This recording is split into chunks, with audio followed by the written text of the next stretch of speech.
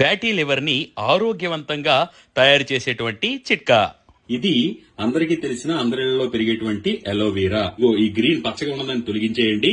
ఇది కడుపులోకి తీసుకోకూడదు. ఇది తెల్లగా ఉన్నదాన్ని మాత్రమే తీసుకోండి. ఇక్కడ 2 చెంచాల ఈ అలోవెరా గుజ్జుని నేను ఇక్కడ తీసుకుంటున్నాను. చూడండి, 2 స్పూన్ల కలబంద గుజ్జు వేసుకున్న తర్వాత చూడండి, ఇది ఏమిటో తెలుసా? సైంధవ లవణము. దానిని గుండగా చేసి పొడిగా చేసి పెట్టాను. దీనిని చూడండి, ఒకే ఒక చిటిక సైంధవ లవణం వేశాను. దీనిని ఇప్పుడు మనం బాగా కలిసేలాగా మిశ్రమాన్ని తయారు చేసుకోవాలి.